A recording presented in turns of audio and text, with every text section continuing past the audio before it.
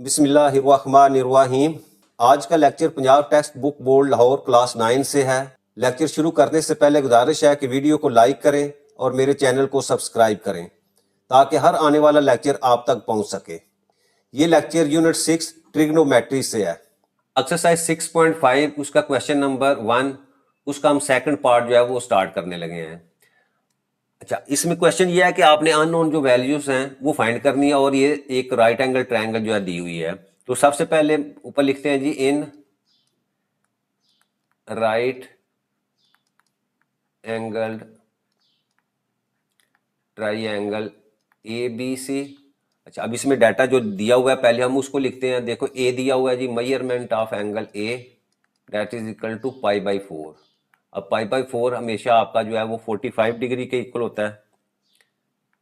उसके बाद measurement of angle B दिया हुआ है, वो आपके पास राइट एंगल 90 डिग्री का है और एक वैल्यू वाई जो है वो दी हुई है, वो है जी √3 सेंटीमीटर। ये डाटा दिया हुआ है और फाइंड हमने क्या करना है, हमने इसकी बाकी जो दो साइड्स हैं वो एक हमारे पास है एक्स है, उसको फाइंड करना है और दूसरी हमारे पास जी की वैल्यू है। ये दो साइड्स हमने फाइंड आउट करनी है। अच्छा, अब देखो ये एंगल दिया हुआ है। अब ये एंगल दिया हुआ है तो इसका मतलब आपके पास ये परपेंडिकुलर होगी उस एंगल के सामने 90 और ये आपका बेस होगा और ये आपके पास जो है वो हाइपोटेनस होगा। और ट्रिग्नोमेट्रिक रेशियोज हमारे पास जो है वो तीन दिन जो बेसिक हैं। तो सबसे पहले मैं जो है वो tan यानी परपेंडिकुलर और बेस जो है वो इसका जो है ट्रिग्नोमेट्रिक रेशियो यूज करके x की वैल्यू फाइंड आउट करता हूँ। तो मेरे पास tan theta that is equal to perpendicular over base.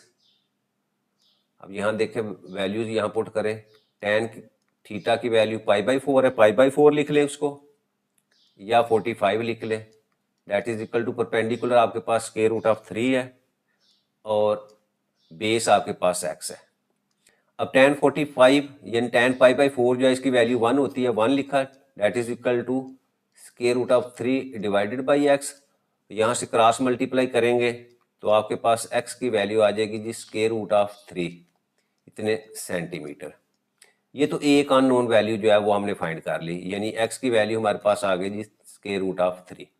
अच्छा, अब दूसरी हमने क्या करना है, ये जी वाली फाइंड करनी है। इसके ऊपर हम जो है वो साइन वाला फार्मूला भी लगा सकते हैं और ये कॉस वाला भी। तो मैं साइन वाला लगाता हूँ, यहाँ लिखता हूँ साइन π/4। अब साइन जो है वो इक्वल होता है जी परपेंडिकुलर डिवाइडेड बाय हाइपोटेनस।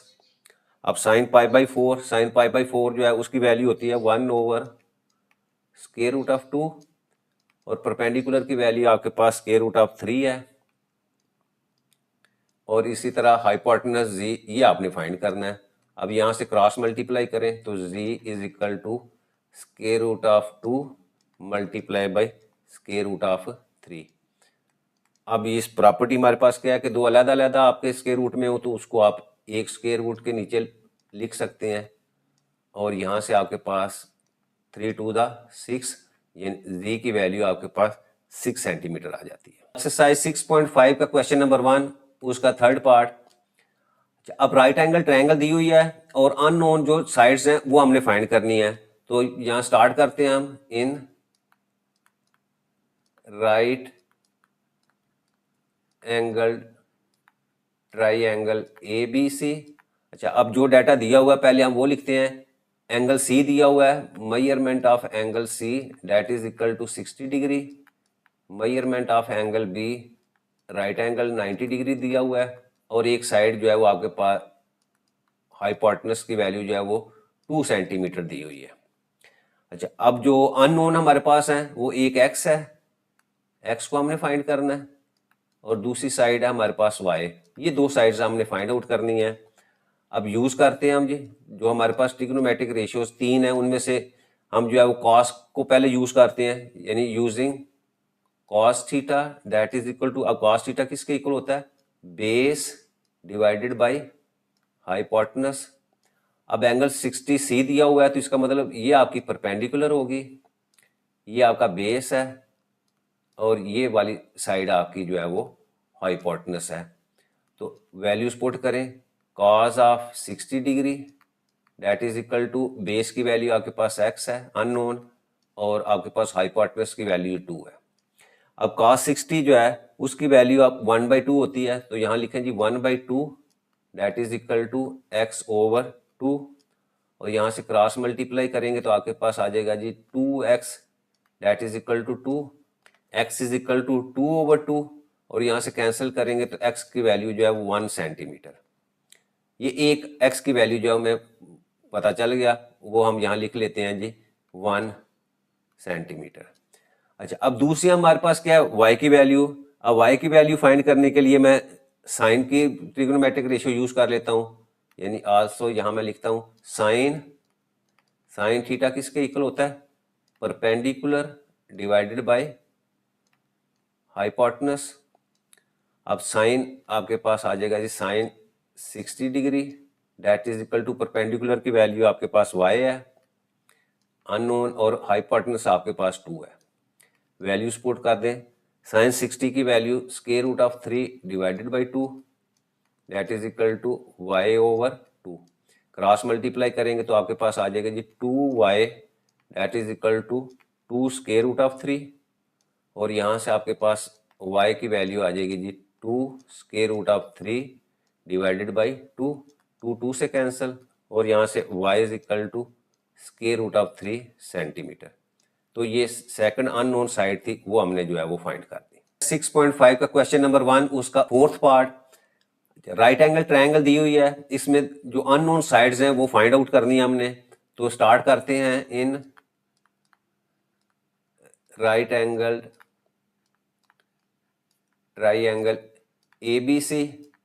अच्छा, अब इसमें डाटा क्या दिया हुआ है, एक हमें जो है वो दिया हुआ है angle A, measurement of angle A that is equal to 45 degree, measurement of angle B that is equal to 90 degree, और एक साइड y दी हुई है जी 4 सेंटीमीटर। और अननोन हमारे पास क्या है, एक x साइड जो है वो परपेंडिकुलर, इसको फाइंड करना है, और दूसरा z आपका हाइपोटेनस है, इसको फाइंड करना है। अब एंगल आपका 45 A दिया हुआ है, तो ये आप साइड आपकी परपेंडिकुलर होगी, राइट एंगल के सामने आपके पास हाइपोटेनस और एंगल, और 90 डिग्री के दरमियान वाली साइड हमेशा आपकी बेस कहलाती है। अच्छा, अब देखें यहाँ से हमारे पास 3 ट्रिग्नोमेट्रिक रेशियोज हैं, उनमें से हमने यूज करनी है। सपोज मैं परपेंडिकुलर और बेस को यूज करता हूँ, क्योंकि बेस दिया हुआ है और परपेंडिकुलर हम फाइंड कर लेते हैं। तो लिखते हैं जी यहाँ यूजिंग